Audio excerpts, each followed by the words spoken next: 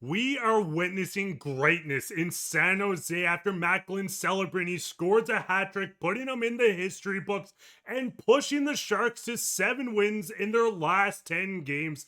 What we are seeing unfold from not only Celebrini, but from netminder Askarov and everyone else is absolutely insane to witness and shows how bright the future in San Jose truly is. We have so much to break down in this episode, from Macklin Celebrini making history, Askarov's dominance, and so much more. And you're not going to want to miss any of this. So, Darius, let's just dive straight into it today, where we do know the San Jose Sharks are on a heater. 7-2-1 over their last 10 games, just 2 points out of a wild card spot. This is a team that a lot of people looked at and said, hey, this is a rebuilding team. But what this team is doing going into the second part of the early season is absolutely turning heads, starting with Macklin Celebrini, as you've seen from the intro video, scoring a hat trick last night to force a win versus the Utah Mammoth. Darius, before we get into all these stats, him making history, what is your thoughts on what Celebrini is doing right now?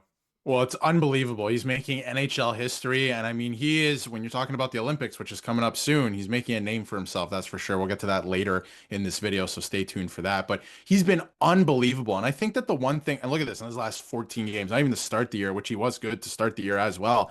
In his last 14 games, like, some of these points are unbelievable. He has 24 points in those 14 games. He has 2 hat tricks in that time. And the Sharks have a winning record. And like you said, don't look now, but they're only 2 points out of a playoff spot now. Mark, I haven't seen parity like this in the league, and it's been a weird year in a long time, right? Like, so many teams are close, unless you're the Calgary Flames, and sorry, Flames fans, shout out to Mark over there on Flames Digest, but unless you're the Calgary Flames, every team is still kind of in it at this point, which is pretty crazy, right? Normally, once you get to Thanksgiving, you're looking at different teams, and you're like, they're way out of it at this point. They're done, but that's not the case around the league right now. And the Sharks are very much, trying to get into that first, wild card spot there. So, or second wild card spot, I should say. So they've been playing very well. And the one thing that impresses me the most when you're talking about greatness, right? Obviously, they're putting up points and stuff like that. But when you look back to last season, the body language to me is one thing that stood above the rest with this team. When they lost, they just got back to work and they kept trying. They were one of the most fun last place teams you would ever see in a league, right? So they just continued to have fun, kept learning, kept growing. And when you look at, Connor Bedard in Chicago and some other teams, and I don't want to single out just them, but just as another example,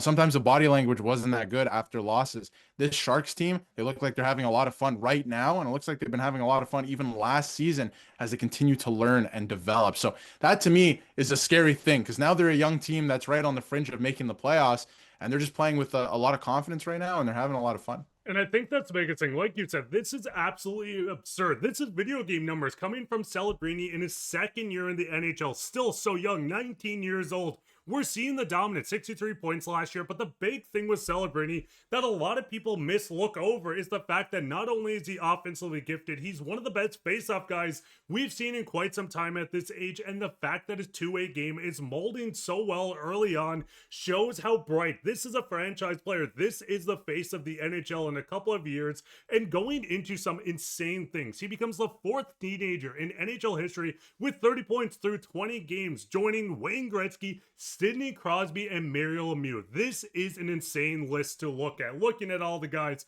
throughout this, these are all Hall of Famers. First ballot, we know Wayne Gretzky holds the record all time. For a point, Sidney Crosby is going to go down as a top 5 player with Lemieux. What is your thoughts on Celebrini doing all this? I know there's a lot of people looking and saying, hey, there's some people above him. We have Nathan MacKinnon. This is a guy that's currently tied with Connor McDavid and just 3 points shy of what Nathan MacKinnon has. When you look at his point totals from last year, he finished with 10 points less, roughly 10 points less than games played. And so far this year, I know it's, early, but he has 10 more points than he has games played. He's really turning it on this year. And you talk about sophomore slumps around the NHL, and we've seen it from multiple players, like even Austin Matthews, for example. You see it from so many players, even Connor Bedard. You're not seeing it this year. This is impressive stuff from Macklin Celebrini. He's been playing really well. And anytime you're on a list, first of all, currently, beside Connor McDavid, Nathan MacKinnon, guys like that, like, that's great company. But then when you look at the record books and what he's been able to do as a teenager, I mean, he's there with Sidney Crosby, Lemieux, and Wayne Gretzky. Of course, Wayne Gretzky, crazy numbers. Everyone knows that. But to be on that list is super impressive. So they continue to, string together impressive wins. He continues to string together consistent, good hockey, two-way hockey as well, and he's putting up those points. So he's been honestly brilliant this year. He's been fantastic. And when you see so many sophomore slumps, I'll say it again. I mean, it's a thing that I always look out for. You see it across the league. So many rookies and, second-year players go through it. He's not. He just simply isn't.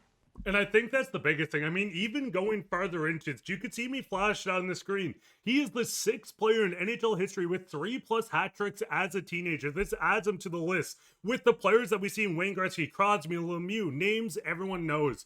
What we are watching right now out of the San Jose Sharks, there's so much elite talent. Will Smith, our favorite Will Smith in the world, going through, showing how good Will Mac can be together. You look at so many names on this list, and it doesn't even scratch the surface. Misa is a name that we know is injured right now, but has shown a lot of great flashes in his first season in the NHL. Sam Dickinson is a name that everyone's going to know after his dominance in the OHL. Darius, quickly before we get into the second guy that is absolutely turning heads, what is your thoughts on this team? They might be sellers come deadline time, but the biggest thing is there any other team in the NHL with this bright of a future, and does the future just look teal colored to you?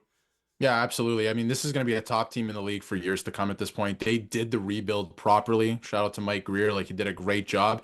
And like you said, they could be sellers, but they're selling off older players or expiring contracts, right? They're going to hand the keys off here soon to, I mean, they already kind of have, to the younger players, right? And like you mentioned, Dickinson's been great. When you're talking about Will Smith, he's not World Series champion Will Smith. He's not even the Fresh Prince of Bel-Air. He's the San Jose Sharks Will Smith, but he's a good Will Smith at that. He's playing really good hockey as well alongside Macklin Celebrini on the same line. So I feel like they have some dominance moving into the future. Like, they're this fun, exciting team right now. Like, this is a team that can dominate with a lot of these pieces. And you got the goaltending, which we'll get to in a second, heading into the future. And I think the biggest thing is, listen, we know how good this team is. They have great players at every position, and it falls right back onto the hottest goaltender in the NHL right now, and that is Askarov. Listen, when the Nashville Predators traded this guy, everyone said, what the hell are they doing? This is the future of goaltending in the NHL. We know how good Askarov is, but looking at his last 5 game series, this is absolutely mental. A 923, 971, 966. You can look down. These numbers are outstanding for his age. I mean, looking at it, 23 years old. What is your thoughts on the goaltending position and just the fact that he is putting up dominant performances while still blocking a lot of shots? Well, it's funny that you bring up Nashville, because ever since he's been in Nashville, he's been considered the best young goaltender in the league. And I feel like at some point he could potentially be the best goaltender in the league. I mean, you only see goaltenders really come into their own around like 25, 26 years old. He's not there yet. And some of these numbers, like you said, like, this looks like he's playing Be a Pro on rookie mode sometimes. Like a 974. Are you serious? Right. And the one thing that's crazy to me too about Askarov is with the Sharks, because of course they're still a young team and a team that is developing and learning. He's facing a lot of shots, right? Like, he's having these good performances, but his workload is unbelievable. He's facing an average of 30 shots a night, which, for some teams is average, and for other teams it would be considered a lot, right? So to me, I think that it is quite a bit every night. Like, that's a significant workload, and he's getting the job done. So he's been awesome. Whenever you have goaltending like this, I truly believe in hockey, in the NHL, everything goes through your goaltender. So when your goaltender is playing with a lot of confidence, a lot of poise, your top players are going to play that much better. Everyone on the team is going to play that much more in sync, because you have confidence that you're going to get that save. So that's what Askarov has been able to give to them. And I mean, that's the biggest thing. Looking at the team, you have youth throughout the entire lineup with a lot of veterans. You've seen them try to reach the cap floor, signing guys like Orov. We know John Klingberg. There's a lot of veterans on the team that maybe gets moved out. But Darius, one final question. We know the biggest thing around Team Canada right now is, do we get to see Celebrini join this team? And I wanted to get your opinion on, is there a chance that this team does not select him to join them?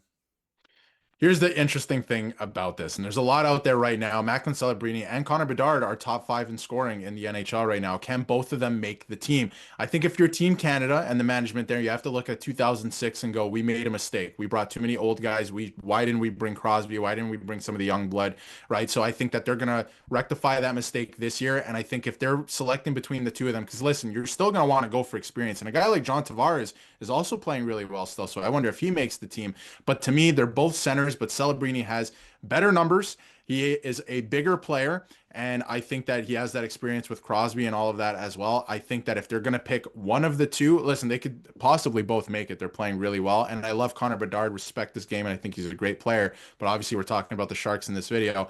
If it's one or the other, to me, it's Celebrini, and I think that Celebrini, 100%, whether we're talking about Bedard or not, will make Team Canada's Olympic team this year. But I mean, Sharks fans, what is your thoughts on this team? What is your thoughts on Askarov? The numbers he's putting up are outstanding. What are your thoughts on Celebrini? Is he going to be the face of the NHL in the next few years? Because, I mean, at the moment, look at the records that he's going through. The fact that he's almost leading the league. What is your guys' thoughts on the entire Sharks team? Is the future teal? Are we going to take over with this team? Let us know all your thoughts down in the comments. While you're down there, leave a like, subscribe, share this with your friends.